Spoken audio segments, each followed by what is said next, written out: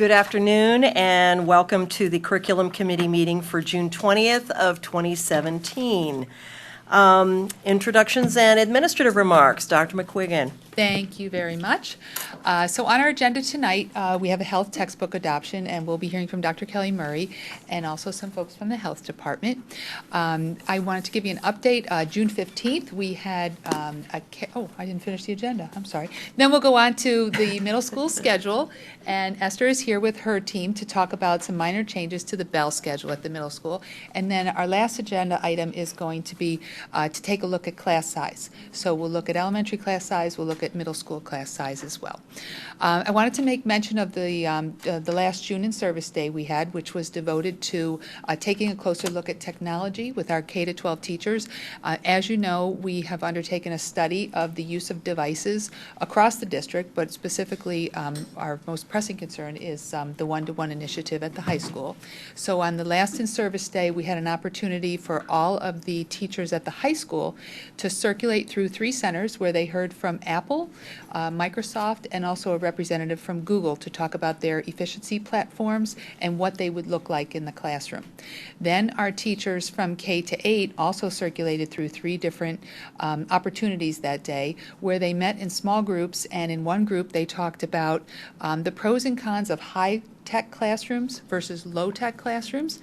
They read some articles about some schools, even in the Silicon Valley, that are decreasing the amount of technology they have available.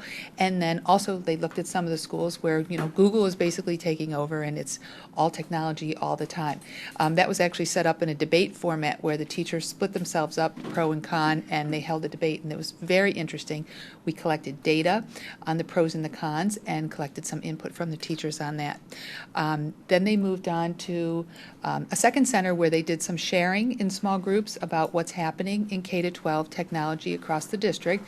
They evaluated that based on the ISTE standards and identified aspects of technology in the district that's meeting the highest standards regarding implementation of instructional technology.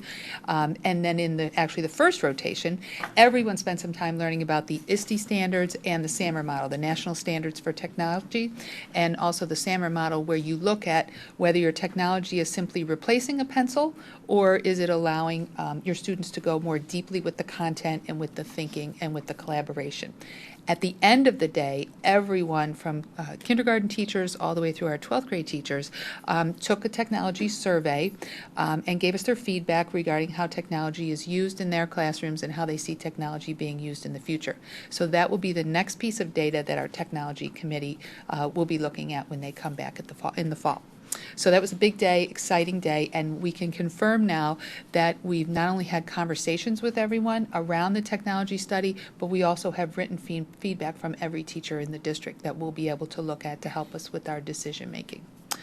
I wanted to give you an update on summer programming. We still have registrations coming in, but we will have nearly 250 students at Wayne Elementary School. The summer reading camp is up to 87 students. We're waiting for about a dozen more registrations forms to come back.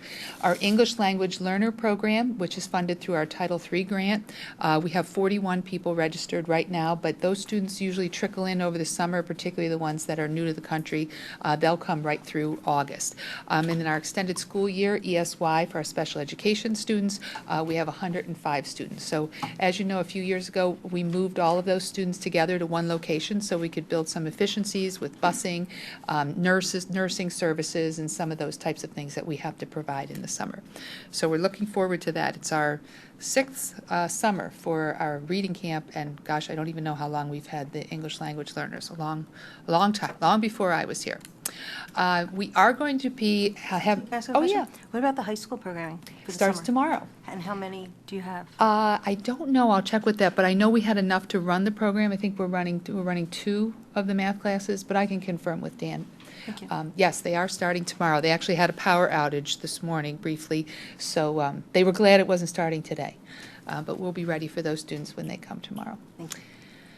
So class size. Last month, we talked a little bit about the class size recommendations from March 1990 and March 1991, and At that time, I gave you the crumpled piece of paper that we always pass around when we reference class size. I do have them typed into our PowerPoint now. So just a reminder, these are recommendations. They're not a board policy or anything like that, but they are the guidelines that we look to when we're making plans for the number of students we will have in different classes at different grade levels. As you know, K to 3 has a more conservative guideline, preferably below 20 with no higher than 21. Actually, grades 4 through 8 are the same, an average of 22 with no class higher than 25. And then at the high school, it's structured a little bit differently, because high school coursework, a lot of it is based on student choice and student preference. We're looking for a minimum of a 15-to-1 ratio, student-teacher ratio, to run a course. And when we run a course, we're targeting an average of 22, and the maximum number of students in a classroom is 28. Couple updates on class size in general, and then at the agenda item number 3 today, Dr. Abarczyk is going to come up and give some more details around elementary class size, and Esther is going to also come up and give us some more details around middle school class size. I did speak with Mr. Bechtold today, but he did a presentation at the board meeting the last time. His class size numbers were pretty finalized at that point, so we won't be talking about a lot of that in detail today.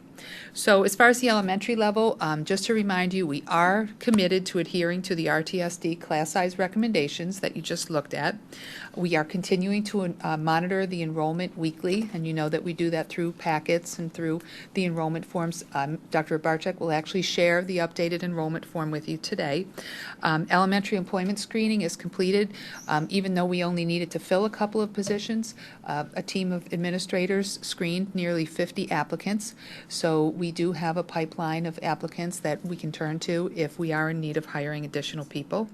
And as you know, in the 17-18 budget, we have 4 1.0 positions that are committed if needed so that we can stay within those class size recommendations.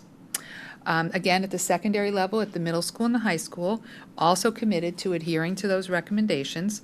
The middle school and the high school has been working together regularly, most recently the last 2 days, to maximize their resources.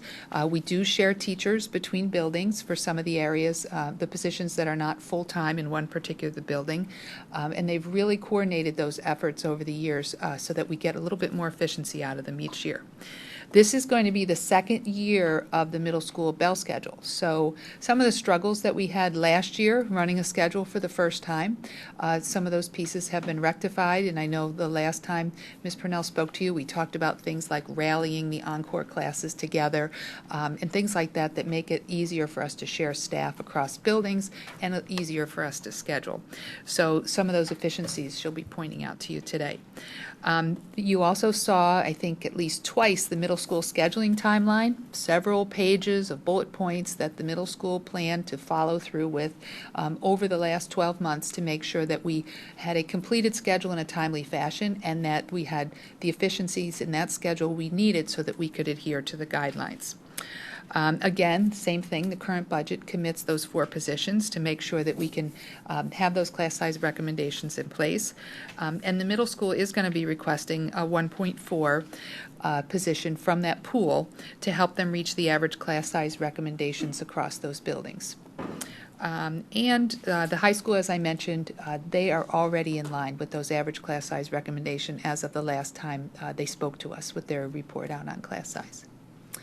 So I'm happy to answer any questions now, or probably would be better to wait until Dr. Abarczyk and Ms. Purnell are up here and they can give you any more specifics you might be interested in. Okay? All right. Thank you. Thank you. Oh, I'm sorry. One last thing. Mr. Kearney wanted to make an announcement about National History Day and the fine artifact that we see right now in the back of the room. As you may be aware, we had 2 of our 8th grade students compete at the National History Day competition. One placed second in the nation, Brendan Hung, and Jesse Cohen placed within the top 20 in the nation. So they both did terrific work. That's Jesse's exhibit back there on Ruby Bridges. As part of his research, he actually interviewed Ruby Bridges. So you can take a look at it, and it'll also be displayed in our lobby for the next month or so if people want to come by and take a closer look and also read his process paper that talks a little bit about his research as well as the primary and secondary sources that he consulted to put it all together. It's quite a primary resource. Absolutely. Okay, thank you. Thank you. Public comment?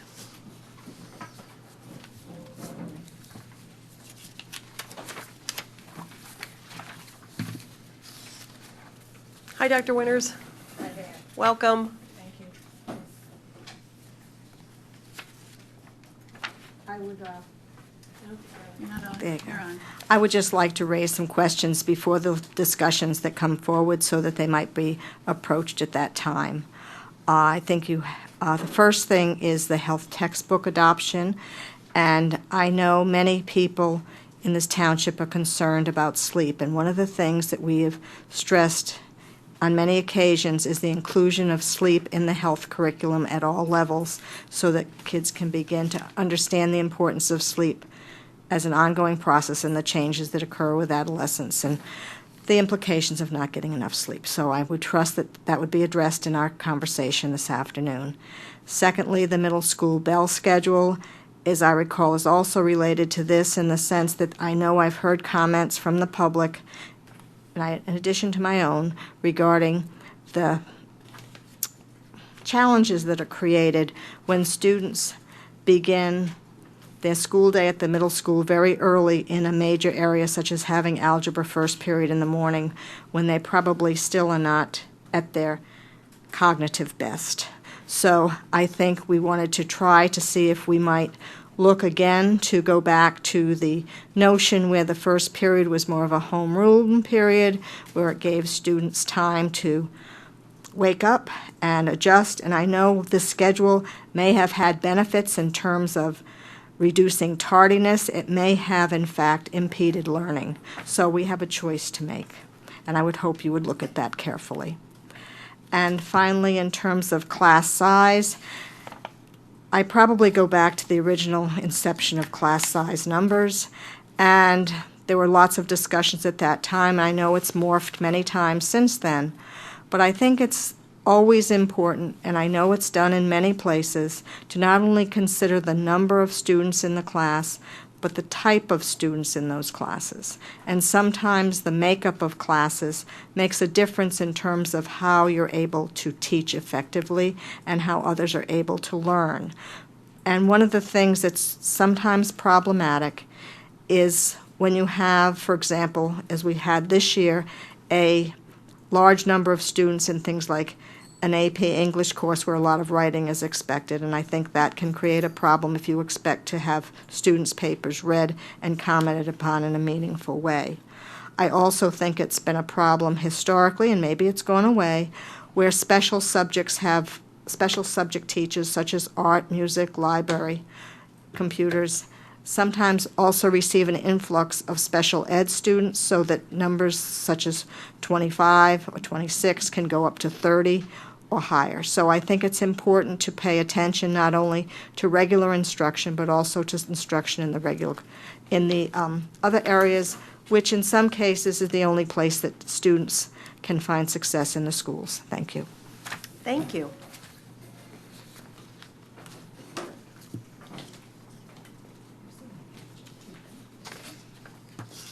Hi, Judy, welcome. Judy Sherry, Governor's Circle, Newtown Square.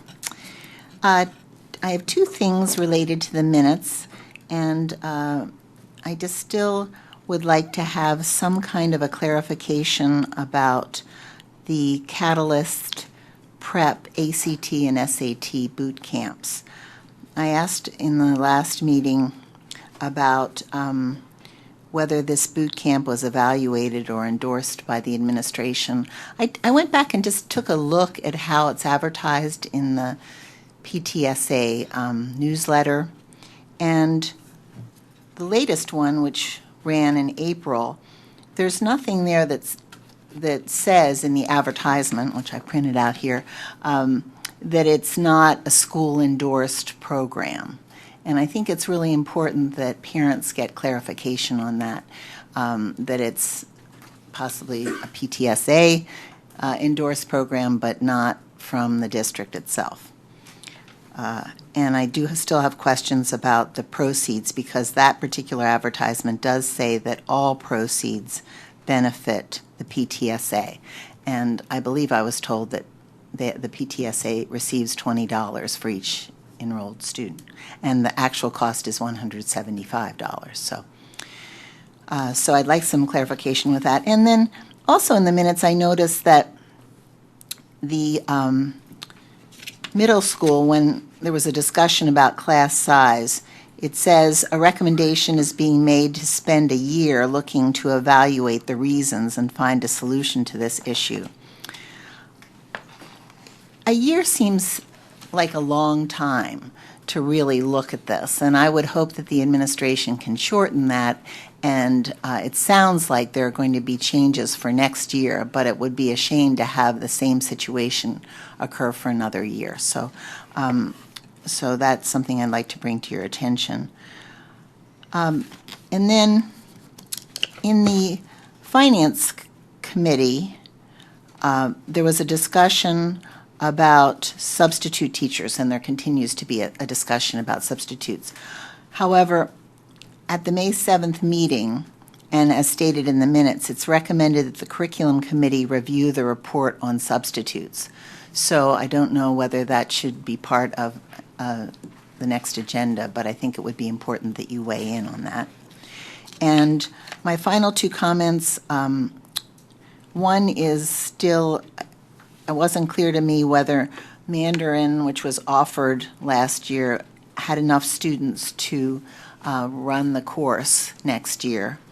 And I asked if a consideration was to offer it as a middle school course like we do other world languages.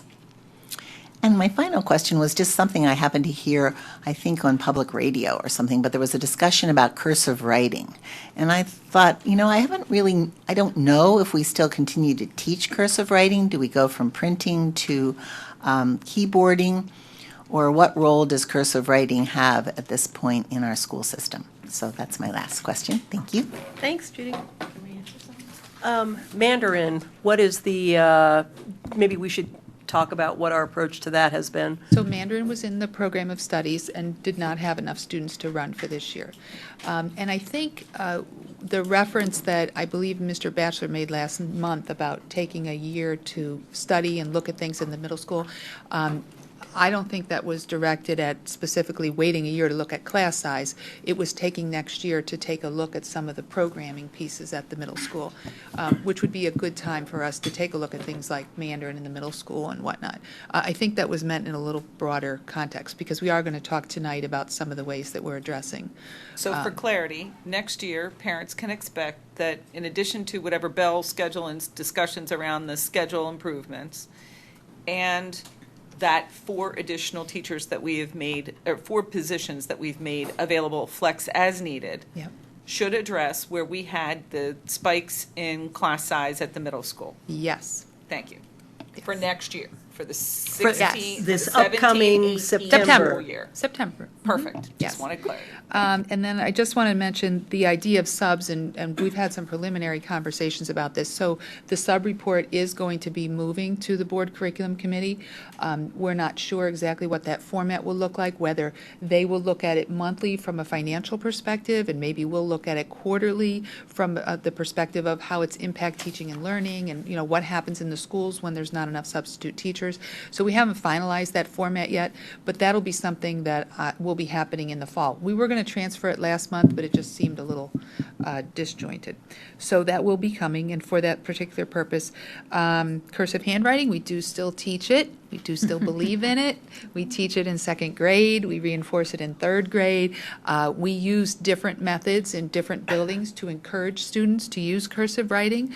Many of our teachers require that when students have a spelling test, it be done in cursive. They pick specific things that offer students a regular opportunity to practice cursive writing. So yes, we do teach cursive. I actually had a phone call the other day from a community member who's an adult asking me for a tutor because he was interested in learning cursive and hadn't learned it as a child. An adult. Yeah, he felt that there was an important thing as an adult to be able to read cursive. So yes, many districts have given up on it or reduced it in the curriculum or whatnot, but we are not. We still use Zaner Blozier, and it's still alive and well. I do have some information about the PTSA sponsoring of the SAT course. I understand the same thing that Judy understands, that the proceeds that go to PTA are, I thought they were $25, $20 or $25. It's not the whole pot of money. But I can get some additional information on that. I know they've offered it for several years, and it's basically a fundraiser, and what they see as a convenience for parents, too, to make it available in our schools. So I can get some more information on that. Okay, And I think that's it. Wow. all right. Thank Very you. good. All right. Hi, Cindy. Hi there. Welcome. Cindy Spurtle, 106 Valley Forge Terrace in Wayne. Good evening. I have a couple questions on, the first is the health textbook adoption that Dr. Murray has spread out for us with all the different books. The question I had, and you had addressed this electronic in your discussions you had with the teachers, going all electronic or not, and partial. Are these books offered electronically? I noticed that the 10th grade book that was the only one that was mentioned, at least if I remember correctly in reading the summaries. Is that something that would work for the 10th graders, that might cost a little less, since there is an outdated chapter, the nutrition chapter, already in that book? All of the resources that we are seeing have an electronic component to it, and I think Deb Kizer can talk about that a little bit more too when she presents. Unfortunately, what we find is that the electronic versions aren't much cheaper than the hardcover, the hard books too. So in the proposals, we do have subscriptions that come along with the With digital, I with noticed that. digital access. Correct. And I thought, at least for the upper grades where they've already been issued, they all have their notebooks or computers. All right. And then on the middle school bell schedule, I was happy to see that some of the input from the surveys that you did is already integrated into them. And I understood this to be a new bell schedule, but the way that you introduced it, it's the bell schedule that is currently being used. It looked like it was an updated schedule. Some things had changed. It's basically the same schedule, it's just in a different order. It's just organized a different way. So it's not as The significant. timing hasn't changed. Right, barely, yeah. It's not as significant of a change as we talked about last year.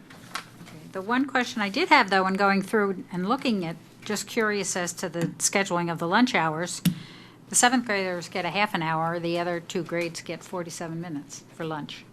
I found that very curious. No. I think So, 12:47 to 1:17 is a half an hour. So maybe it's misprinted. they all get 30 minutes. No, the other 2 others get, it looks like it's 47 minutes for 6th grade and 8th grade. Oh, the 8th grade, my apologies. My apologies. I checked that. Okey doke. You checked on that also? Yeah, I did. My apologies to you then, I was in the wrong square. And for the new the revised and updated bell schedule, there are positives about the 2016 bell schedule that obviously have been kept. Were there any cons that have been changed, and if they could be easily identified when we get the presentation, that would be great. Also, there are possible solutions to some class sizes, sharing the Radnor Middle School and Radnor High School staff, and the Encore elective offerings that still have solutions that have not been resolved. And I was just curious if there was a time frame other than it'll have to be done before school starts in September. And I had a couple questions from last month's meeting that I just was going to ask again since I haven't received an answer yet. And that was about adding art to the STEM program. And I know that STEAM is being offered this summer. Is that something that's being considered for next school year or not? And once again, the review for FDK, full day kindergarten, both on the curriculum side, has there been any reviews started? Since we've completed our 3rd year, and I believe that's when some of the, has this been positive negative? How are the students, how has it differed from prior years when there was only half-day kindergarten? And I had a question on the, Dr. McGuigan's opening remarks. The current budget commits 4 positions, and I was curious, I thought it was now 6. Or are those additional 2 that were mentioned in the last few budget workshop meetings under an if needed? I thought there were 2 more positions that were being added, and whether or not once again, I question the evaluation taking a year, hoping that it would be a shorter period of time if those 2 additional positions are needed, that would be filled in. And I may be misunderstanding it, but in the last workshop I attended, it appeared that there were a possible 2 extra watch positions. So there are different positions in different buckets or whatever different people refer Right. them to. So the 4 that I'm referring to are the 4 that are at the disposal of our principals right now, without having to come back to the board for extra permission or changes in the way the budget is constructed or anything like that.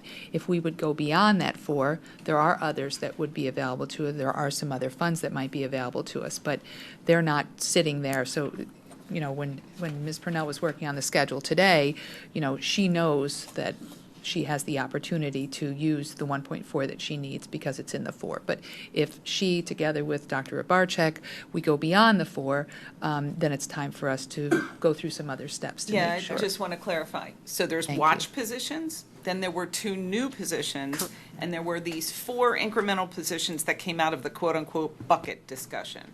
So the watch positions are there and have been there since the first day Yes, of the budget. right. The 2 new positions were there. But these 4 positions we agreed to leave them in the budget And it's at 4. the disposal of the administration to help round out whatever issues there were related to class size. Okay. And that is expected to take place for the next school year, not waiting a year. I just really want to make sure people are clear on that understanding. Those 4 positions are available right now. So during the summer, if they see, based on the work that we're going to talk about, which I think you've already alluded to, we're going to be talking about the need for 1.4 more at the middle school to make sure we don't have those peaks. That's able to happen now. It does So the not have to evaluation wait has a been year. done. You're not evaluating well, There's, to the out a extent year. there's possible. different evaluations, and I think Maureen said it, I'll just kind of repeat it. That year time frame was to look at bigger things beyond just the modifications to the schedule and to make sure class size is even. It's really to look at the overall program. And Mr. Batchelor had asked for a little bit of additional time to work with the administration to look deeper into program level So at this stuff. point in time, over and above what's currently in the budget, there may be a request for 1.4 position. No, those No. 4, There are 4 are 4 there. positions available Okay. to be filled if we need them. Okay. And I Okay. think what we're going to hear is that we want to tap into some of that to help with the upcoming scheduling at the Of the middle 4, it school. sounds like 1.4 are already Being likely requested spoken to for. use, yeah. And they don't have to come back to us for approval. We've already. So that leaves a they're net, there. after A this net of request, a net 2.6 2.6 that are Yes. available for Anywhere anywhere else else in the district. that they're needed. Okay. Thank you.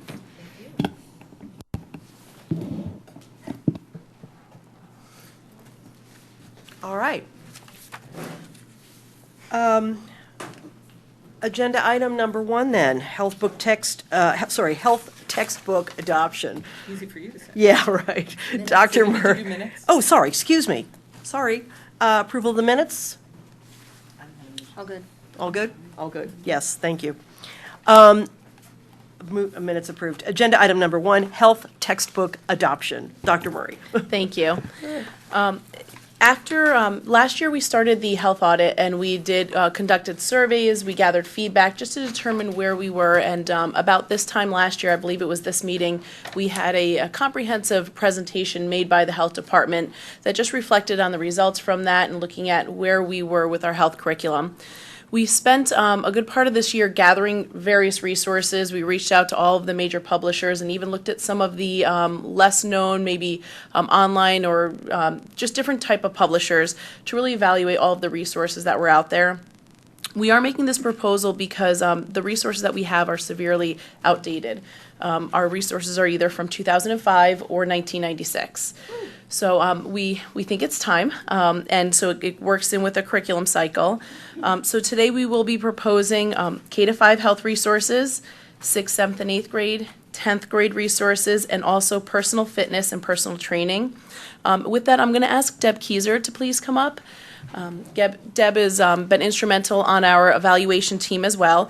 I'm going to talk while she gets settled a little bit about just some of the finances and to address some of the questions that were brought up earlier. All of the resources that we have, with the exception of the personal fitness, does include digital online access. The personal fitness textbooks are through the American College of Sports Medicine. There is online access for that, but it's not in the same fashion as the others. But the others do have a 6-year contract with that for textbooks. We have gone back and forth about whether or not to actually purchase a hard textbook or just stick with the online resource. And as I mentioned earlier, in the end, we're just not seeing the cost really change for the online access versus having a hard textbook. So with that, we are proposing both the hard textbook with the 6-year component as well. I also want to address really quickly in the K-5 proposal. I do have the price per book, but if you look at the attachment, you'll see that those prices per book change a little bit per grade. So I did identify the highest cost, which is $63.03 for 4th and 5th grade. But one of the things that we do, and I believe this was a question that was brought up several months ago about just this process, after we decide on a book, as a curriculum team, we go back to the publishers and try and really get the best price we can. And the more we purchase, the more negotiating power we have. So what you'll see in this is a not to exceed $30,000, which is actually reflective of the discount and the free materials that we get for this proposal. So we were able to, you'll see that the 6th and 8th grade was a combined proposal because it came from the same publisher, so we're able to get more discounts. And often publishers are happy to throw in teacher resources as well. So you can see that more reflected in more detail within the quote that shows where the free materials are and why that states not to exceed $30,000 because it's based on the quote that we received. In addition, we also looked very carefully, again, knowing that the community was concerned with sleep and how that's addressed in our health curriculum. We did look at that and keep that in consideration as we were adopting new resources. So what we have, I have a summary that sleep is presented within our curriculum at all levels, starting in elementary. We do look at healthy sleep habits as stress management, and Deb, I'm sure you can touch on this a little bit more as well. And moving into 6th grade, we see them directly related within the text. We see topics talking about sleep and the connection to the total health. In 7th grade, we'll dig a little deeper, and there's a unit that focuses on sleep and feeling fit, and talks about why sleep is important and how circadian rhythms influence sleep patterns. And also we talk about the effects of sleep loss. Moving into 8th grade, again, sleep is also brought up as a role within staying healthy and building resiliency. And then we also do get to talk a little bit about sleep in the brain and the impact that sleep will have on the brain. And then finally in 10th grade, there is a chapter in the book that focuses, again, on sleep and getting enough sleep, the science behind sleep, and also pulling in some of the common problems related to sleep, and also strategies for helping students get enough sleep that they need for a healthy lifestyle. That's what's located within our books, but we certainly look within our curriculum, again, to make sure that we have a connection between healthy lifestyles and the role of sleep within that. And when we were looking at resources, that's one of the things that I tasked the team with, is looking at how sleep is being addressed throughout all the levels. So with that, I'd like to turn it over to Deb, so you can talk a little bit about the K-5 implementation. Did I turn it? Yes, You're it's on. good. Okay. Good afternoon. Thanks for having me. I'm Deb Kizer. I teach the health and wellness curriculum at Ithan, and I also travel to Wayne and Radnor and teach there as well, a few classes in each school. I'm so proud of our health and phys ed department at all the elementary levels. I think what we do is incredibly important, and I really appreciate your support of our programs. What we've noticed over the past few years are the textbooks are very, very outdated. There's nutrition information there that's not relevant. There's a lot of information about smoking, medicines. Things just aren't up to date of what's going on. And oftentimes I have to lead into a discussion. When I was a child, you'd have to sit at the non-smoking section of the restaurant and things that kids can't really relate to these days. And so the new textbooks are just very up to date. They have a lot of information that's very just useful for the children. The pictures are more engaging. They can relate better to what information and what they're seeing in the textbook. And for me, having the children just for 50 minutes in my classroom, having a textbook that we can rely on to give us just the foundation of the class. We don't sit there and read for 50 minutes, but that textbook really meets with the target that I present with the children every day. We read the target, we come to the textbook for a page or two just to introduce vocabulary, lay the groundwork of what target we're trying to meet that day, and it really is vital to what we do with the children. The textbook really addresses all the main units that we teach to the children. K to 4 is a little different from 5th grade, but from safety to hygiene to safety with medicine to nutrition to body systems, it really does run the gamut of what we want to teach the children, and it really aligns with what our curriculum is and what we want it to be. The 5th grade's a little bit different. We have less units, but we go more into depth into those units. But the textbook also is very, very accommodating to what we present to the students. And it's a very nice complement to what we do on a daily basis. Are there videos that are part of the program, either now or in the future, that you... They're not now. There is an online component. I haven't had a chance to look through to see if there are actually videos that are attached, but there are a lot embedded in the book and the teacher manual as well. There are many, many resources that go cross-curriculum to social studies, to language arts, to art, to phys ed, to branch out and really stretch across the whole curriculum of the school. I'm sure there are probably some aspect of that, but I haven't had a chance to look in depth into it. Use much of it now? Videos now? Yeah. I do use videos with the kids, little clips here and there. We do yoga videos. There's a great, yes, it's escaping right now, a great kidshealth.org. Sorry, I use that a lot. We use Brain Pop Junior, which we have in the elementary schools, which are a lot of just quick hit videos, but my class is also very active, so we really do a lot of things that keep the kids moving as well. We learn through movement. Okay. Yep. So is the special 5th grade unit, I don't know, reproduction, is that what you call it? We call it human growth and development. Okay, is that now going to be part of the textbook, It like is. up-to-date, latest information? It is part of the textbook. We don't rely on the textbook as much for that unit as we do other units, but with the new textbook, we will definitely rely on it more than we have been. It's just so much more engaging, really, the whole textbook itself. It's hard for the kids to look at pictures from 1996 and be able to relate and put themselves in those positions. It's challenging. Honestly. Really? Yes, it is.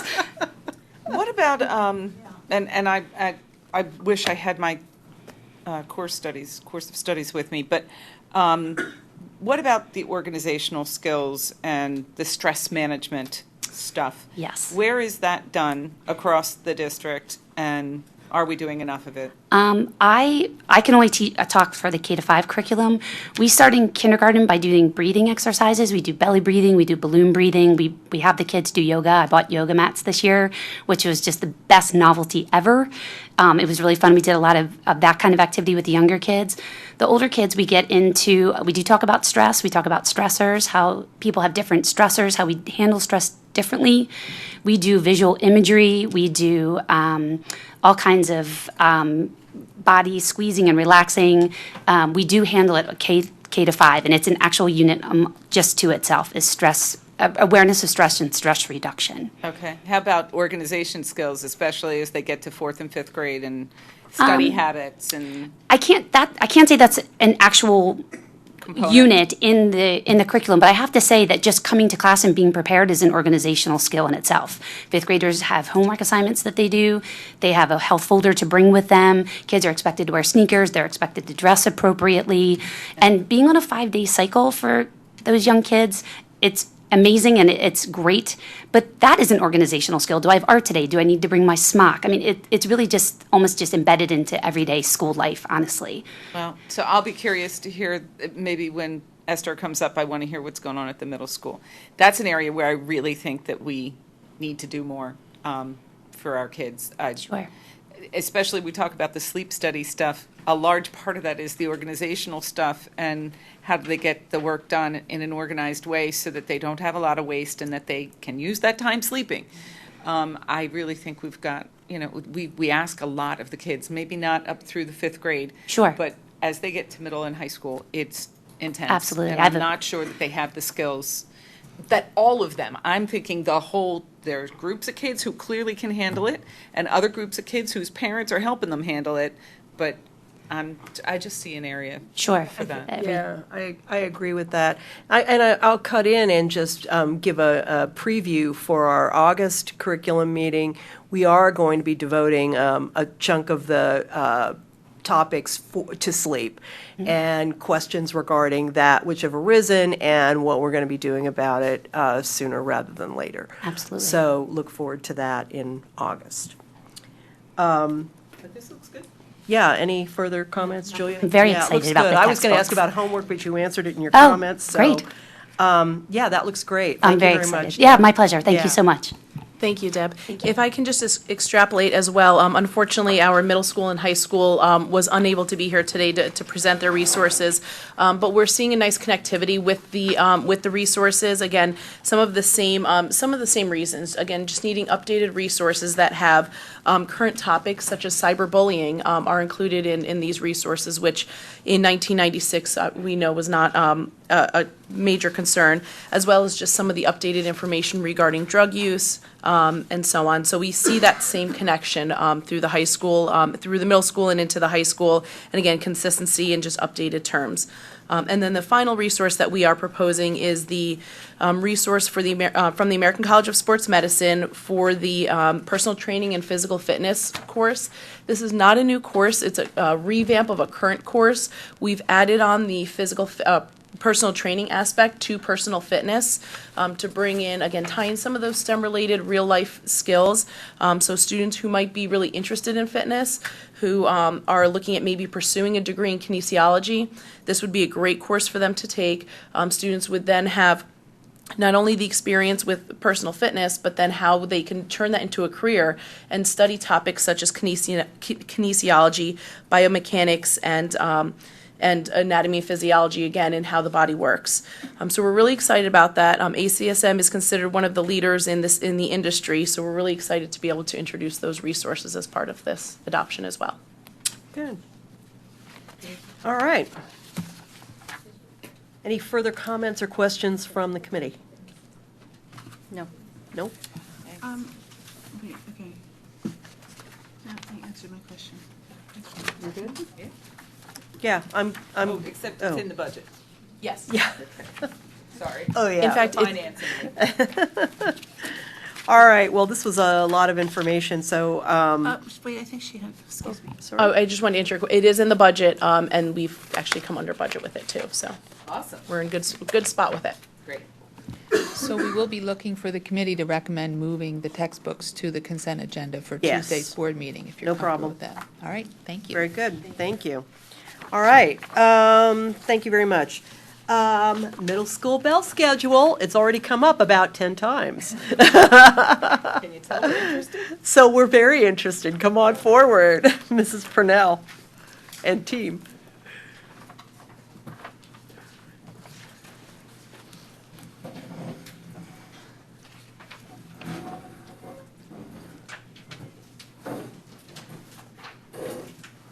Doug gets a pass? Okay. It's only two chairs. Only two chairs. The lifeline. You got my back. There you go. All right. Take it away. Good afternoon. Yes, the bell schedule has come up quite frequently. What we tried to put together, which you will see a copy of the bell schedule in front of you, dated from May. A lot of work has gone into this. We've been looking at it particularly, I would say, since last year. And then around in November, we realized that there were some things that if we had an opportunity to make better, that this would be the best time to do that. So we always pull together a scheduling committee. We work closely with our curriculum office, our central office, with our administrative team in the building, our guidance department, as well as the expertise also of Mr. Dan Bechtel. So there are several of us that have come to these conclusions, and what I'll do is go through pointing out some highlights, listening to some of the statements that were made, hoping to address all of the questions or concerns that may have been brought forward. We selected some positives about the 2016 Bell schedule, which are laid out in front of you, and then Dr. McQuiggan also delineated some of those items in the PowerPoint when she talked about RTSD on page 2 of the PowerPoint, but page 3 of the smaller slide, talking about some of the rotation, the sharing of the staff. If you will, since the Bell schedule is up, if you look at what's in yellow, that's one of the larger areas, which are our encore classes, our specialist classes. We knew that we needed to change the positioning of those classes. We say stacking them together is the word. We'll say stacking together. We ran into difficulty with the schedule that we just lived through because particularly for 7th and 8th grade, those were separated in different time frames. By putting them together, it would allow Mr. Bechtel and I, or our teams, to then share our staff more easily. By, for example, if you look at 7th grade, my glasses, I can't pick it up. I guess I should look on the paper. But if you look at that, if he has a staff person that we need to share, for example, in one of our languages in 7th grade or 8th grade, by the encore classes being together, because we have to include travel time, make sure that they have planning time and lunch time. And so with the variance of time, we can break it more easily into an AM time or a PM time, including those other variables that I talked about. So if nothing else happened, we knew we needed to stack the encore classes back together. Did I miss anything, Ryan? We looked at a couple other factors as well. 6th grade in particular, one of the comments we read a lot was the number of stairs in which a 6th grader would walk a day, and the average number is 16. So we were able to reduce it to 8, so we cut it down by 50%.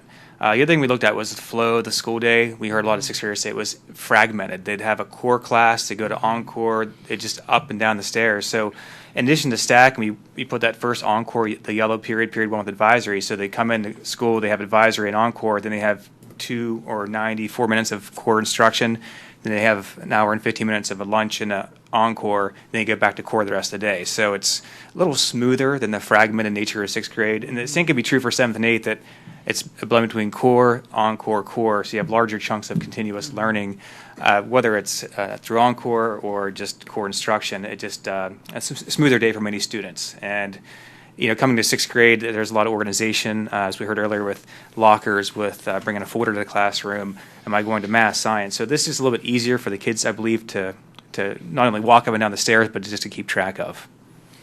Thank you, Ryan. Also, if you were to look under points of consideration, and I included the majors, you see, we were really proud of the number of respondents that we received. We did begin with our staff and with our parents. We even added additional time for them to respond to the parents only had 2 questions. In the survey questions that the students received, it was more closely aligned with what the staff received because they actually lived the actual schedule. And a few of the comments that I found that was pretty interesting amongst even the 3 groups was that most of them said that and we do consider there are classes during our advisory time, as you would notice that has gone back to the morning time, and you see the percentages that is associated with that. Most of them said that I need time to focus. I need a time to get help from my teachers. I need time to even use word like to calibrate my day. And that was across the board. So not only those were the general comments as I was going through all the responses. What did they say? What is the theme? And that was the theme. I need to come in, take a breather, and even though we do have direct instruction classes during our advisory, our performance music, our intervention, which we call essentials classes, take place during that time, the students still will have an opportunity to be able to, on scheduled times, to meet with their teachers and get the help. Some of them said by not having it the first thing in the morning, they would have a test, sometimes first or second period, then the advisory took place and they would have already had the test. So this allows every child, 6th, 7th, and 8th, to be able to have an opportunity to meet with their teachers, get organized. Did I miss this paper? Did I go do this? And of course, on scheduled days. So we were excited about that. If you go to the next page, and I apologize for not scheduling, it should at the top say survey question ELT, which is extended learning time. Most of the students, for the same reason, and parents, well, the staff, they wanted ELT to move from that second period time slot to the 8th period at the end of the day for some of the same reasons. I can wrap up my day. I can be organized. That also is a direct instruction class for all of our students. As far as the class average, we've been working, I would say, a lot the past several weeks, just trying to make sure that we're on point. Dr. McQuiggan did reference that timeline that we had shared with everyone, and we are proud to say that when we began, that was our guide all year from when we put it together, particularly in December, to make sure that we were on point, knowing that we could make changes through that document to make it more relevant for next year. And there were a few changes and a few recommendations that we need. Something was too early, like February, and it really should have been in April. There were things in April that we should have moved maybe to March, just that little bit of time. So it has allowed us to actually be about 3 months ahead than where we were last year. So even with that, laying down at night, finally, I think we're getting there. And there's a lot more work to go with that, because we were looking at, with our current enrollment and disenrollment, that we do have all of our classes. We knew that there were 52 classes that were slated, but at this point, as of the work that we've done the last several days on paper, we've moved to, with the requesting the .4 watch, and then the contracted positions that we've looked at. That we have reduced all of those, and all of them are under 25 as of today. So we know we need to run master schedules, run it within the system, but we have the numbers that we need, and we feel like that we're on target for being ahead of the game, for having the master schedule ready in a timely fashion, and being able to post that in August. Usually around, we've selected, hopefully, to do it the same time as our high school. So it would be that 6 through 12, yes. So when would you expect that you've got your first draft, not for us to see, but for your inner workings, having run it through the program so that you can see what the challenges are going to be? Well, we had, today was supposed to be our first run. Okay. We were going to put it into the system. Rather than rushing, we had 2 or 3 more meetings, just making sure that what we were requesting and what we're looking at, several eyes looking at it. So we said, we'll just wait. Okay. So our goal is to run it tomorrow.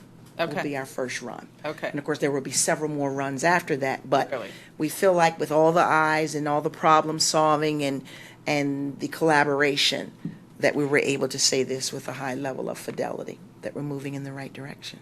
So the collaborative classes like music or choir, choral, where do they fit, and how are they impacted by any of these changes? Well, we still have the shared staff with our high school, with the orchestra, so that's still the same. We did look at the numbers. I should say that because I remember we were talking about that. Our band and our orchestra numbers are higher than the 25. But they're intended to be higher. Correct. I mean, that's the way correct, those programs work. Correct. So the numbers look good. The numbers look good for them. But in terms of the time that they have allocated and where in the day? Oh, Just during so that I advisory. understand During, that. you mean when It did is during advisory It is during again. advisory. So now everybody's got advisory at the same time, so that ability for that collaboration is back again. Correct. Okay. We had advisory. It was in a different, it was like third Different period. part of the day. Different time of Yeah. the day, yes. And a lot of music teachers do prefer that because the kids can come in first thing, get their instruments out, set up. And advisory was extended 1 minute. Not that 60 seconds is a long time, but it is a preference for the music department to have it first thing in the morning. Okay.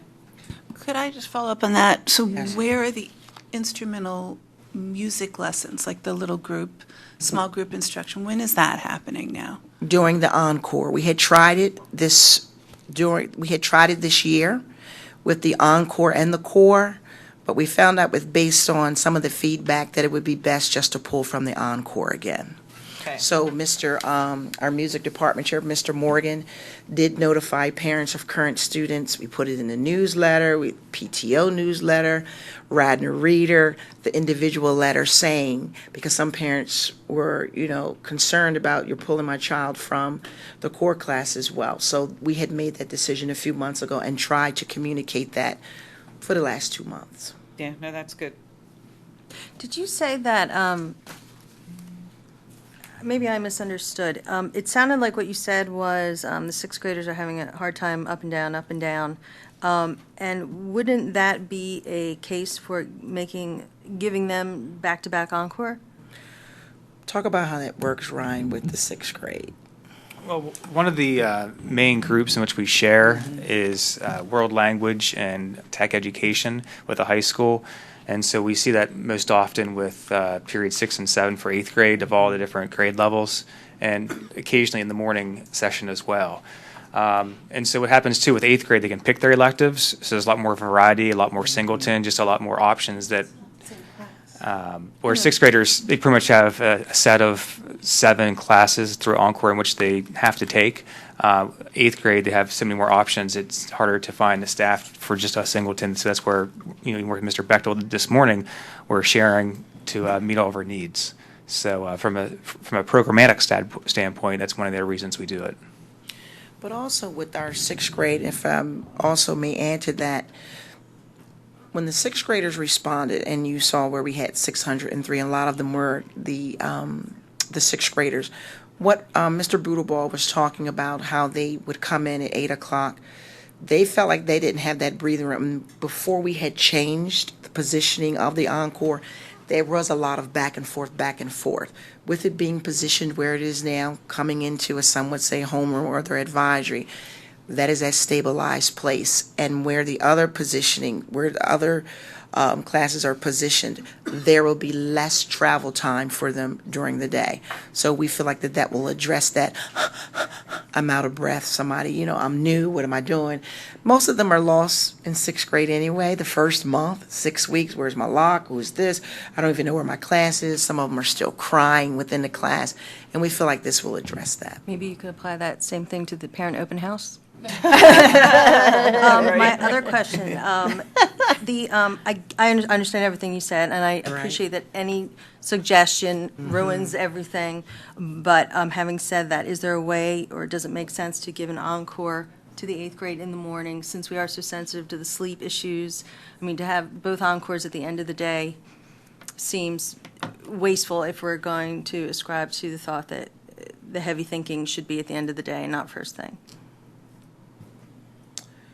Well, their heavy thinking is taking place in the beginning of the day for 8th grade. But if you're sleep deprived and have issues, you don't want to do your math at 8:38. You'd rather do it. Because I would find to do math in that last period, I'm like, oh, good I'm Lord, just asking based on the sleep information that we're hearing.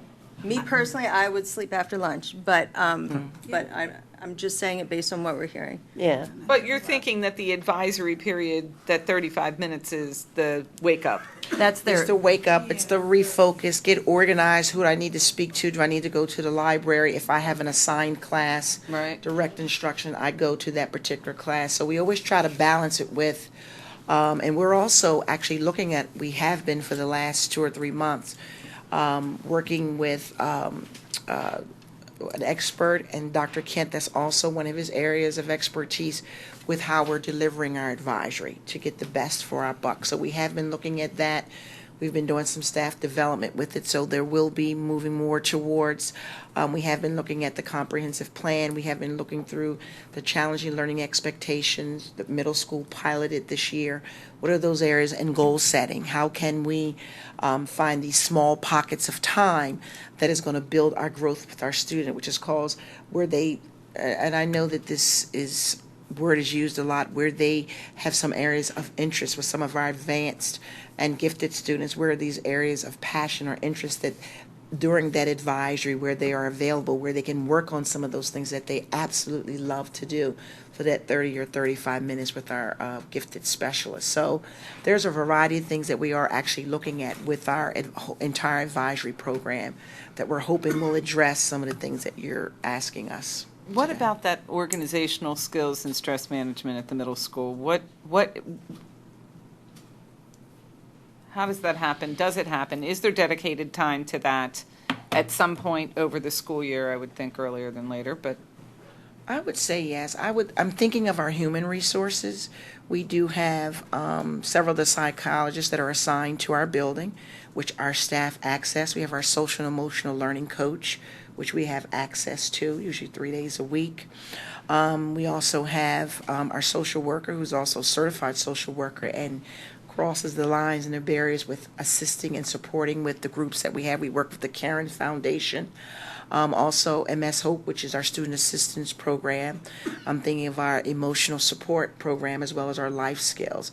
So I feel like that we have a variety of resources that are in the building that we do have children that are, so we have our mentoring that also takes place. We still work with the Wayne Senior Center as well as our mentors, our actual teachers and staff that are within the building, trying to build some of that, any behavioral concerns or emotional constraints or barriers that students may be experiencing. The groups are run based on anywhere from changing families to addictive parents or situations like that. right, and those are for me kind of all, I don't want to say exceptions, but they are to some degree exceptions and pockets. I'm thinking about basic stuff. Keeping a calendar. Yes. Testing Right. study habits. Yes. What's good? What's like? That's the stuff. I'm hearing it from the kids too, that they feel like they really could use some more of Coaching that. and direct instruction and how to executively function as a middle schooler, as a high schooler, as a college kid, ultimately as an adult. Yeah, well, I mean, because What happened? There had been a course, forgive me, there had been a course that was proposed at the high school Yeah. back a number of years ago. We have Do we still do that? Are we still doing that? It's a ninth grade. I thought it was a ninth grade intro course that the whole It's school was taking. integrated into the health program. Oh, it's integrated into the health program. For a while, we offered a regular study skills program, but again, that was, I don't want to say But that's why exceptions. I was asking with the health books and the stuff around the health books, if it's integrated in there, I'd like to know more about what we're doing with it, and if there's ways that we could strengthen that in a way. And really, even at 7th and 8th grade, they're already stressing out in 7th and 8th grade. So by the time they get to the high school, So there are also classes which are Academic Success Center, which incorporates exactly what you're talking about, as well as our drop-in. It's called a writing center, but our teacher who governs that is one of her strong suits with the study skills, the tests, the quizzes, how do I prepare. so that's good if a student chooses to go. And then teachers recommend them to go as well. So I'm hoping that And we that's can every incorporate day. something that every kid's got to, we do this with SATs. You're not going Yes. to take the SATs unless you go take a prep SAT class. It's not just about learning the subject, it's about learning how to study for it and how to, the process of it's test-taking skills. It's skills. And that's also part of what I said, we're looking at our advisory program. We have our bulleted items.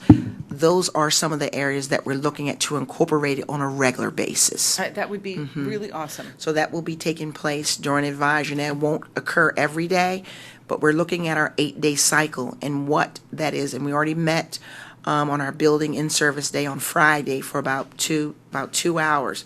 And we're meeting again this summer. And then when we're in our department and grade level meetings, that's part of what our work is going to be. Yeah, all right. Okay, go ahead. Okay, I have a question about this whole schedule. Does this still adhere to the concept of them being on a team?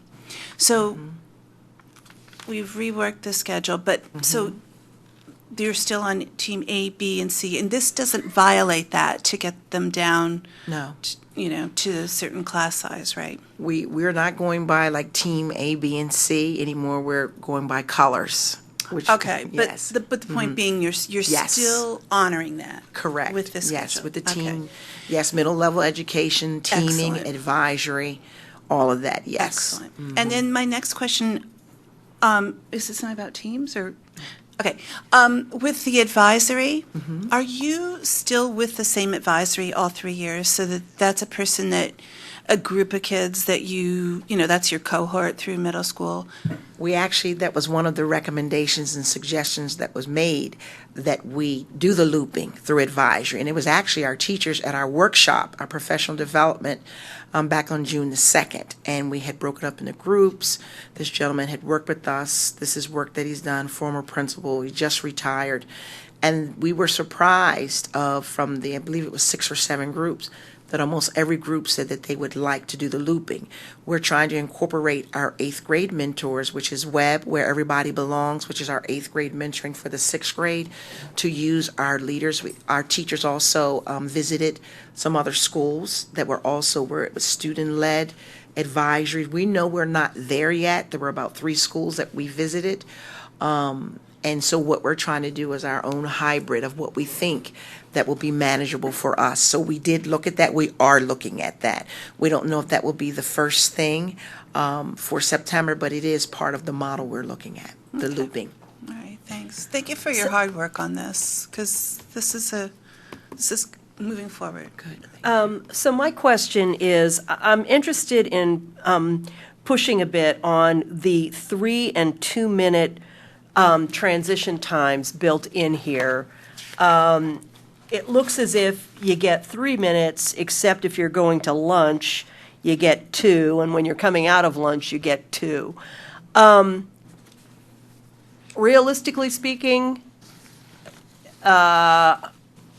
Grapevine says that's not doing the job. And so my question is, what kinds of experiences and complaints and pushing are you getting on that? Is it enough time? Well, what we did pull from the SOS, supporting our students, and we did put 1 minute back into each of the core classes. So we went to 47 minutes. 1 minute, as small as it may seem, as Mr. Budabal said, sometimes makes a difference. What we also recognize when we're placing this with the team of teachers and everyone who's involved in the scheduling committee is that a lot of students, if you know how the middle school is made, in the pods, on either extreme of the building. Some students are going the distance from not even the distance of this classroom. So within that time and looking at that was part of our configuration. Which ones would move from an encore class to a core class? Who's just moving in the pod, go to the bathroom, get a drink, and go right there? So most of them, if I'm looking at this accurately, Mr. Budabal. Yeah, so one of the things we implemented this past year is we didn't have a bell chime. So we started before school, and then we had a system that when a course ends, it chimes once. When it begins, it chimes twice. So that kind of gave everyone a common time, common noise to proceed to the next class. As Mrs. Purnell said, because we do have teaming in the middle school, most of their classes just a door or two down.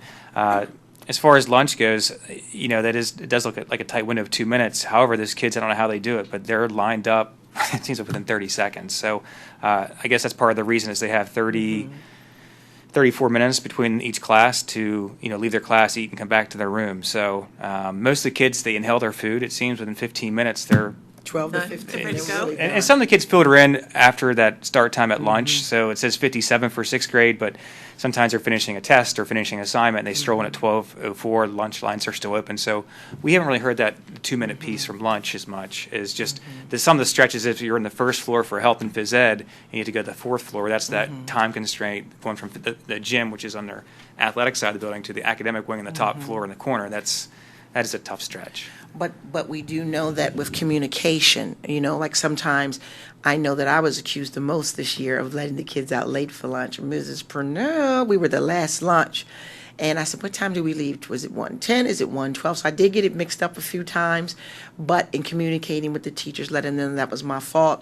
And we were outside with recess, which you'd be surprised. A large number of our students do go outside during the recess time. And, there are about 40 kids, I would say, per grade level. If we don't let them outside, it shows itself. And there are days when it's bad weather or the fields are snowy.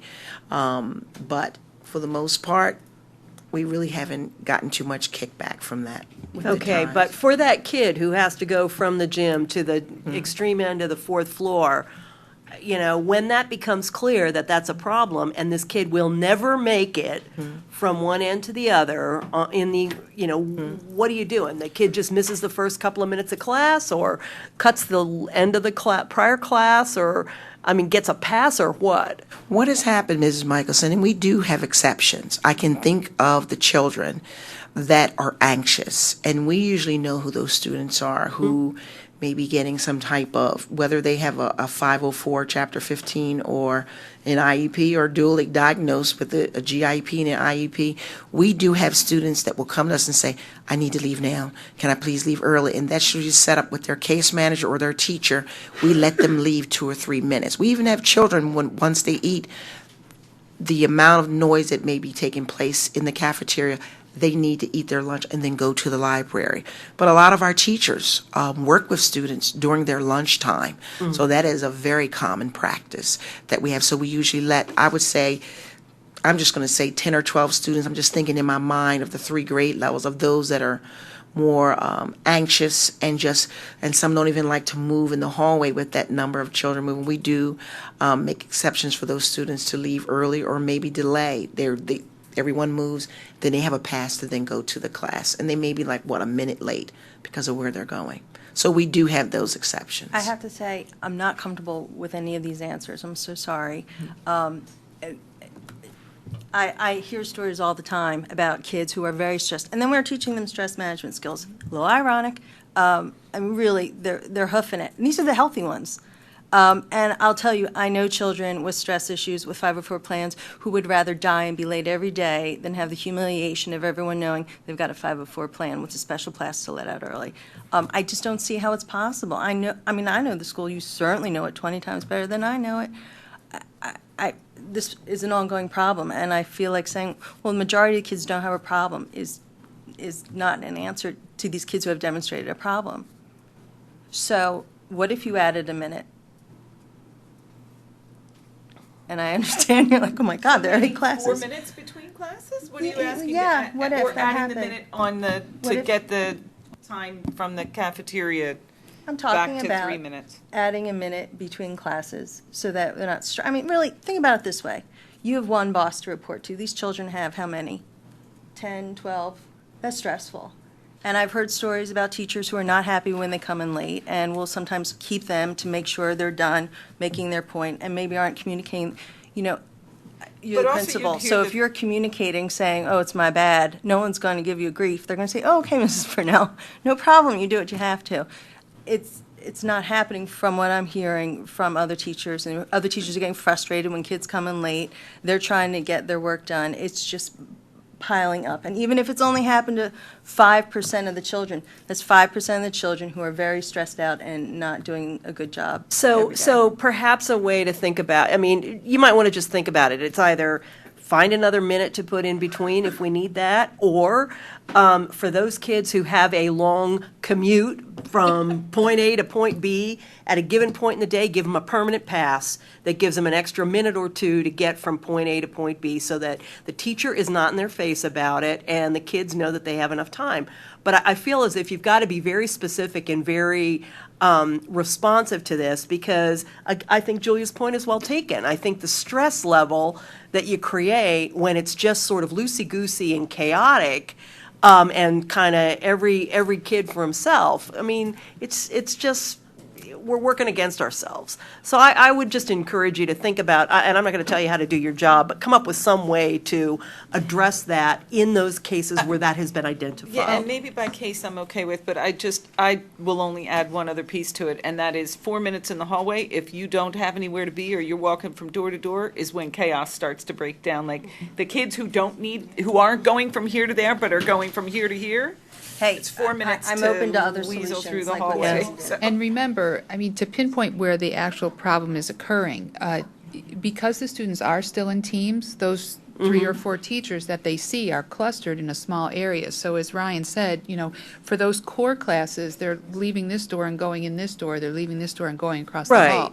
If you're correct, if I have lunch period 5 and I'm a 6th grader, and then I need to get up to the 4th floor in 2 minutes. Yeah, that would be brutal. that's a challenge. And That's a that might challenge. be one where if that's your situation, come apply and you get a laminated pass, or the teacher gets a note of a list of kids who have an call it extraordinary hardship in getting from point A to point B, whatever you want, but give something to give those kids a little bit of relief and acknowledge that, we've created a situation we didn't intend to, but this is the way it is. Because I'm sensitive to your thing too. You don't want to have a bunch of kids just sitting around waiting for something, because that is when bad things happen. But, 4 minutes is. It's a balancing act. Yeah, so anyway, whatever, I'll leave it to you to do it, but I do think you need to have a plan to specifically address it, to just take the edge off for those kids who are having that.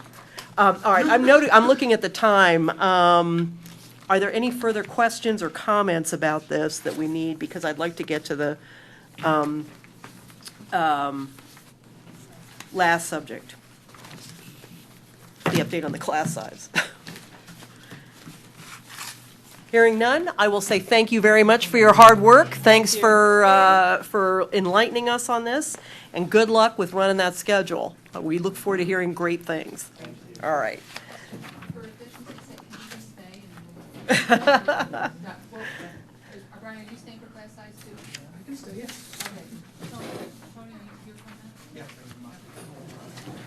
All right. Okay, so the way we'll structure the class size conversation is if we could start with Dr. Rabarchek, and he will talk about some of the specifics from elementary school, and then Ms. Purnell will be able to kind of piggyback on a lot of that, because a lot of it will be ditto, ditto, ditto, ditto, or things that you've already heard about. Okay.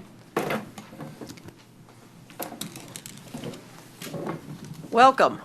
Welcome. Thank you. Thank you for having me. So the elementary class size, as you know, this is kind of a recap. We did present at the board meeting back in, I think it was April.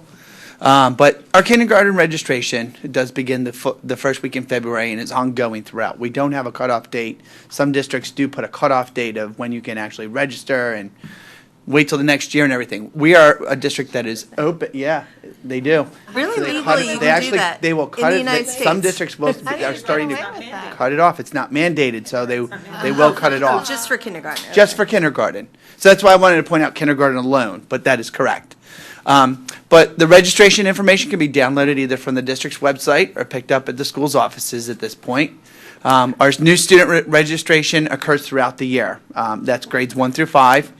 And then we're looking at August 1st as a registration deadline. And maybe deadline's not the right word, but we want to start looking for staffing purposes at the beginning of August, where we need to go with our classes and based on the numbers that we have. So I've been looking through, this is an added bullet that was not there in April, but I've been looking through at each of the elementary schools, and I looked at pretty much the past 3 years.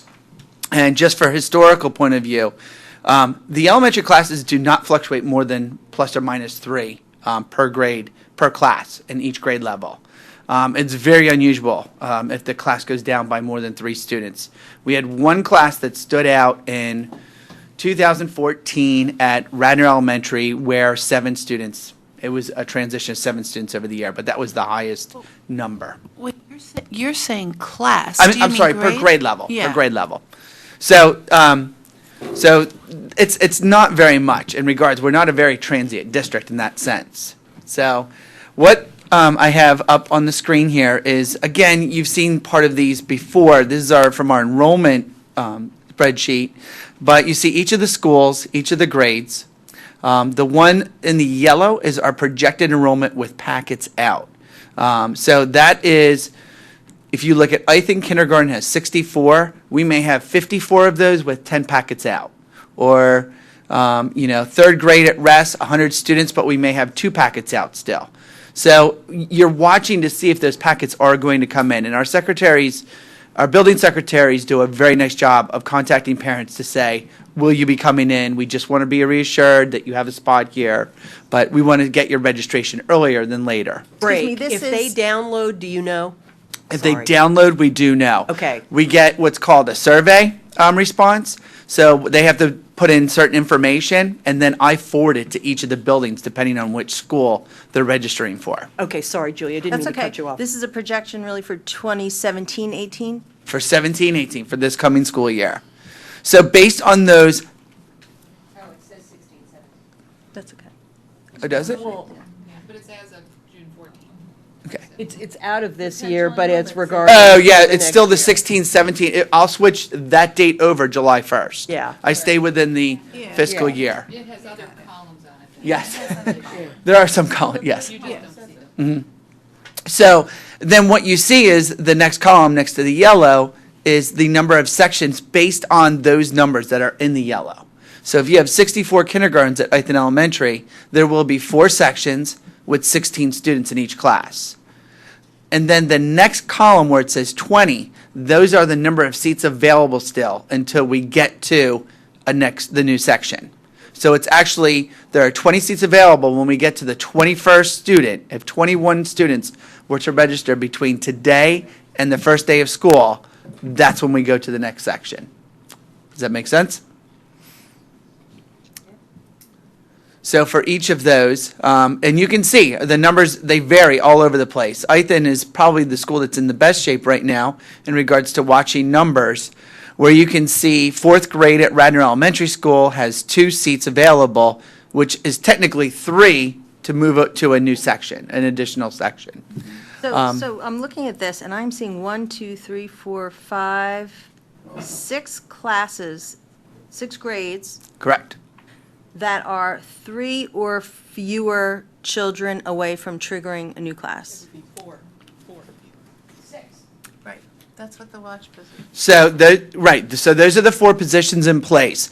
But now when you take a look at 5th grade at Wayne Elementary, currently there are 3 seats. 3 students would have to register before it flips to an additional section. Now, what's happened, though, we started, and I should have put this on there maybe, but we started back in May with 103 students in 5th grade rolling over with packets out. So our enrollment has declined at Wayne Elementary in 5th grade. So that's why this is such a watch it game between now and getting to the beginning of August, because you need to know which students, there are students who are moving out that we don't know about yet, that comes to fruition by August, because what happens when they go to register at their new district, a form comes to us that says, we're requesting this child's records, they're registering in the school. I recall a couple of years ago at Wayne Elementary that within the last, maybe it was 2 weeks of summer, some like 40-some kids registered. And I know exactly the year you're talking about, and that was when the Archdiocese closed a number of the Catholic schools and merged. We had an onset. We had 14 students in 5th grade alone that year. Yeah. Because St. Catherine's at that time, I think their classes were going to be 33. So that's when we had an influx that kids came here. So I'm looking at these numbers, and it seems so many are so close to going over and triggering. If you were a gambling man, how many do you think will spill over and trigger a new class? Right now, I'm feeling as though 3 of them would be going over the limit. That 4th grade, obviously at West, we are watching very closely. That number has gone up and down in the last couple of weeks.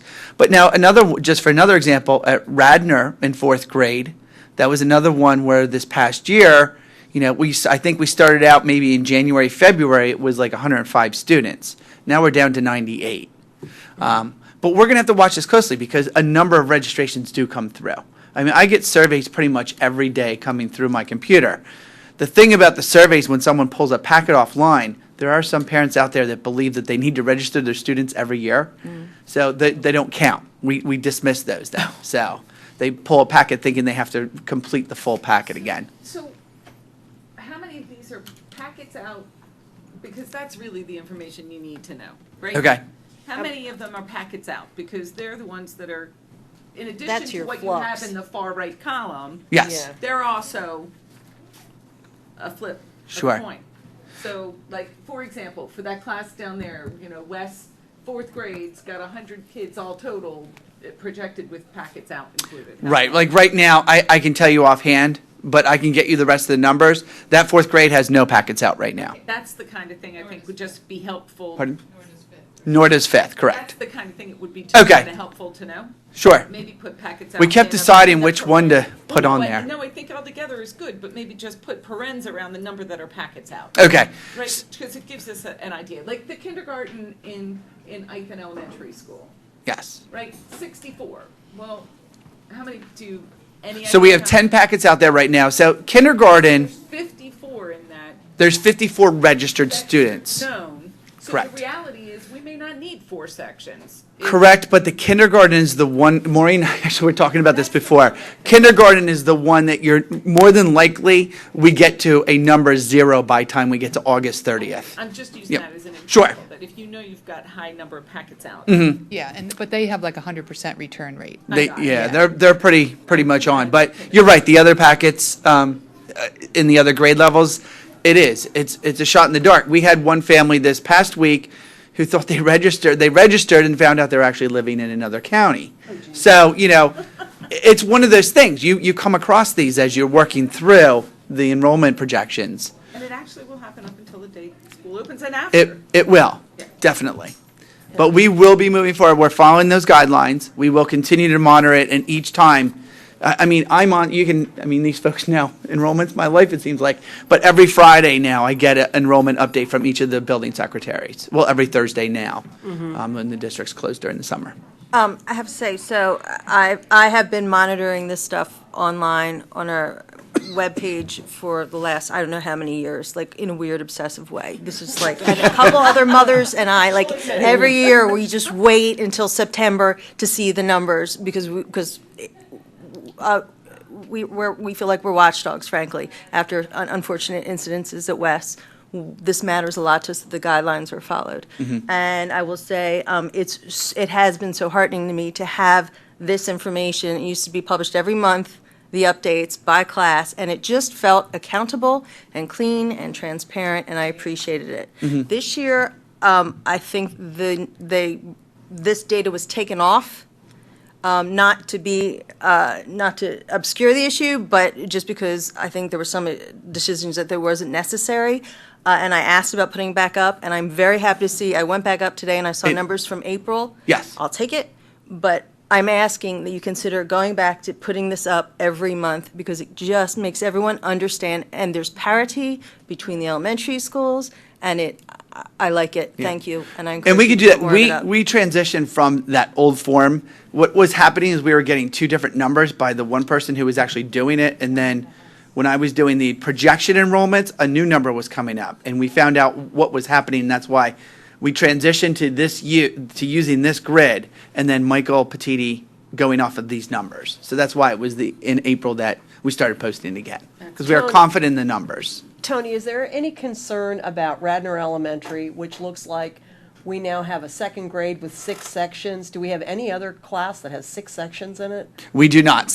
Radnor second grade is the largest as of right now. But as you can see, now they have 21 seats available because they just switched over to adding that 6th section. We've had 6 before, but they are the largest class right now in regards to the elementaries and that piece. That I will say, though, however, It's 500. that 563 students is there is the written requirements are really hard to find. In fact, I think non-existent. Almost impossible. But there has, yes, and I have But gone that- to but the the township number, and no, combed but there's through a no. every Everything. document from when we built that building. But there's definitely an understanding at the size of that building, and that exceeds what the numbers were. So we really need to be, we need to be having a mindful discussion about what's going on at Radnor I will say Elementary. this, I have talked to a past superintendent about this, who said there's an understanding, and we called her out and said, what specifically is the understanding? Show us the document. And she said, oopsie, made a mistake, there is no understanding. So all I'm saying is, I believe you, I need to see it. There is no written, there is an The only written document that exists is the tri-party agreement that speaks to the number of cars going off and on that site. That's what was written during that time frame, and I can tell you, we can go back and find meeting minutes. There were definitely conversations and an agreement to the capacity of that building. Even though we knew that the building had the pod area and we could temporarily put classrooms up and down in that pod area, the commitment to the community who lives there was that those pod areas were supposed to be used in an off and on. Now those pods are being used all the time. There is no pod anymore because we've moved them into being full-time classrooms. So the one good thing That's a problem that is for that happening at building. Radnor right now, which I took a deep breath because if you remember, our Pell number said 639 for this year. Yeah. That was the projection. Right. So from this 563, even if we get 7 more students this year, we're down 30 students from this year. From the 16-17 school year to the 17-18, we'll be down 30 students. So, But it's still, It's we're still- not right, no. using the building in the way that it was originally envisioned. We've got stuff We've put- happening in every square right, inch. in every pod, we put a classroom. About what the actual parameters are. Do we ask our lawyer to look into it? Like, how do we, I appreciate what you're Yeah, saying, is no, there's an understanding, it's not written, but so what, how do we define the Well, how do we know understanding? it's 'Cause I not wasn't written? here. Because I recall, now, It's about the. it's The around only thing that's- 450. Oh, no, it was it's 525 525 was the number Five- that. That was, I was 525 told, is the number. 525. 525 is the number 525 that is the has number. been the common understanding since we built the building, and we can go back, I'm sure we can find it in meeting minutes. But the only place it really truly is documented is about the number of cars coming on and off that site. Yeah. And the parking and the arrangement, that's the only thing that I could find in a legal, if you will, document. And I really did go through Yeah, absolutely okay. every document from the period of the approval of the school. Well, so one thing that it will help you feel better is that the projected enrollments are that our elementary population is going to go down. Like, it is going to go down from where we are now. And this was based on a number of different people that looked at that. So I think you're seeing it already. You're seeing significant drops in the overall school population. We are. Besides Elementary, year after year, it's gonna Ithan's be remaining much kind of less. consistent. Right. You wanna go to So the next I slide? think, though, Julia, back to your point in terms of what is the number, I think that's an area that we need to take on that conversation and look at how the building's being used and what is the number that we, as a school district, are comfortable should be in that building. It's not a legal issue. It's a question about the use of the building, and you can understand that coming out of the problems at Wayne Elementary. I completely can. I just, we need to acknowledge that doing that does not occur in a vacuum, and it affects every other school. Totally We just need understand to that. make sure Right. that no other schools that are less represented on this board get a little more shafted than others. Our responsibility is equity across all 3 schools. Exactly. So with Exactly. that in mind, and I am quite certain, even though, one school may not be more represented than others, and really, quite frankly, if we stop and think about it, Radnor Elementary is the school that's not represented. We have I Wayne and completely agree. Ithan parents on this completely agree. board, not Radnor. I So completely agree, and I do not want to see what happened. I to don't what wanna- happened at Yes, Wayne to happen here. Absolutely. I understand I'm that. very sensitive to Radnor's appearance of a problem right now. So we should, that should be a discussion for the board to have in terms of not necessarily taking action, but just at least evaluating it. And making seeing if sure we establish for ourselves understand. what we think's acceptable use of that building. Right. Okay. And this is just how we continue to monitor. We do the weekly updates. Back to your presentation. Yeah, I mean, no, I just want to make sure you see this, because, how moves are made and, there are 4 positions. And we'll continue to do that. And especially the last bullet, that any elementary classroom exceeding the district guidelines after the 4 budget positions, that's something we will bring to your attention, obviously, right away. So, Okay, sure. All right. And if necessary, we have funds that we, in an emergency, can use to fill a Fix the position. problem. Thanks, Tony. Thank you. Upper schools? Well, we feel like a lot of what we would have shared now, we discussed when we were that's talking right. about the bell schedule. Okay. Unless if you have additional questions for us. But just for clarity, you are looking for 1.4, 1 full-time position and 1 of the .4 of the watch? Yes. Okay. Within the languages, yes. So if the elementary, for some reason, needs more than 3 2.6? watch positions, then we're, And we also have some movement across other the movement classrooms, across, too. okay. Okay, Yeah, all right, So okay. it'll work out. Okay, very good. All Thank right, you Thank very you so much. much. All right, we're a little bit over, but let's have public comment before we close.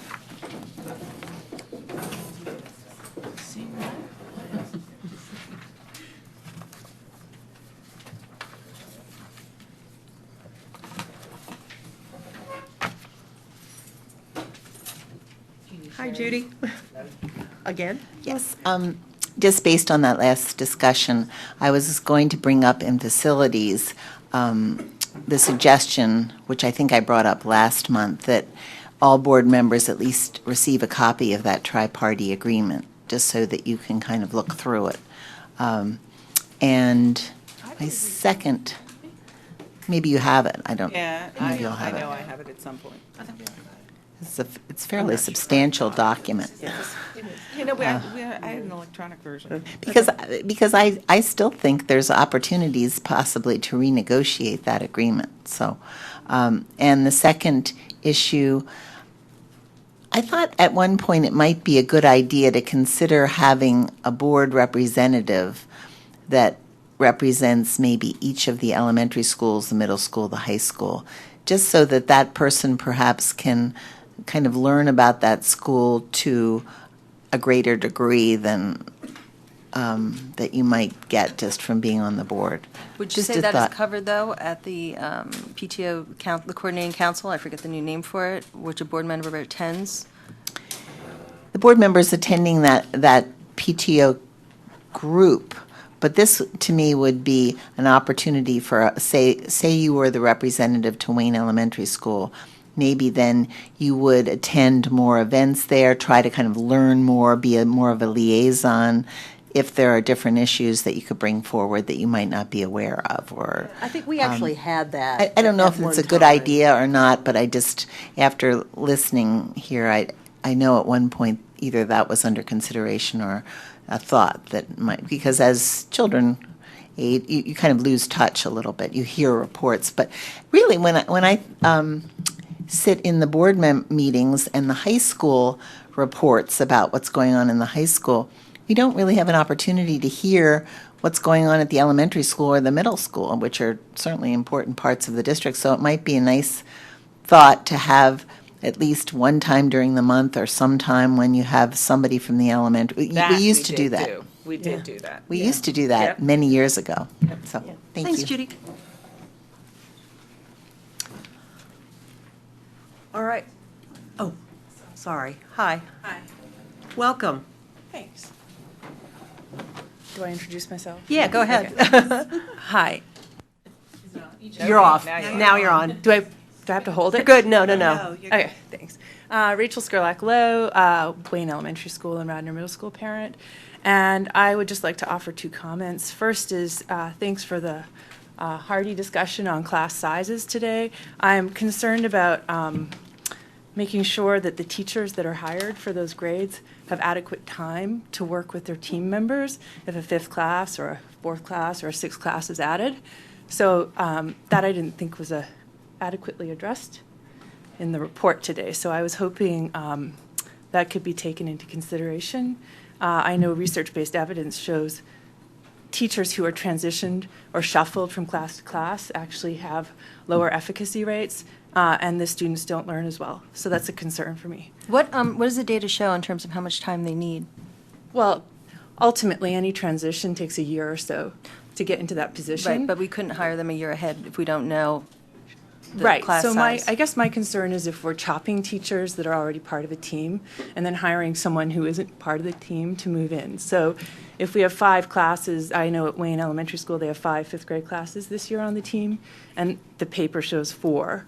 So they reassign one of the veteran fifth grade teachers, and then they move them to a different grade, and then at the last minute you have to hire a fifth grade teacher who may not be experienced in that position. Excuse me, is that what would happen, or would you? So I don't think Mr. Robarczyk had time to talk about, he did have some of those things noted in his bullet points. Remember, that's what happens on paper. So the teacher who, believes she's being moved or whatever, and it's not just at Wayne, there are multiple buildings where people are moving. They have the same understanding that we have. As it looks right now, there are not enough students to have a fifth grade at Wayne Elementary School. So that teacher is going to be moving unless additional students are enrolled, and then the teacher understands she'll move back. But there are other factors that come into play. We have one teacher who's moving in another building to a different grade, and the teacher actually selected the grade. The teacher's interested in moving down, so even if another student comes, that teacher's not moving back, and it's because of her own personal preference and where her expertise she believes is in a lower grade level. So it's really, it's kind of hard to have a universal procedure that would fit everyone, because we do try to, adhere to requests we get from our teachers as well. But that's why, Tony had mentioned that August 1st deadline, which I know sounds late, but it is, more than a month before our students actually arrive.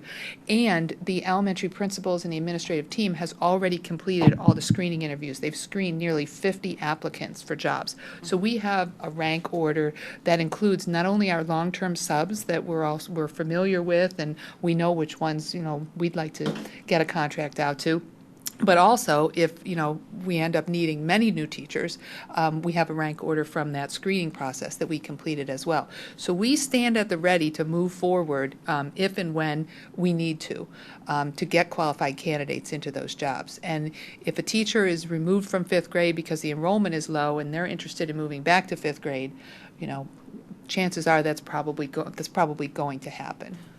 I forgot to ask this, but did we decide to have building subs at the elementary level? Like, do we have a long-term building sub that? We did. We've talked about having the position, but remember, those people are now into our pool for contracts too. So it probably won't be the same person it was last year, because people do that. Right, but so that could be a person that might be familiar with the curriculum of a certain grade level that could move into it.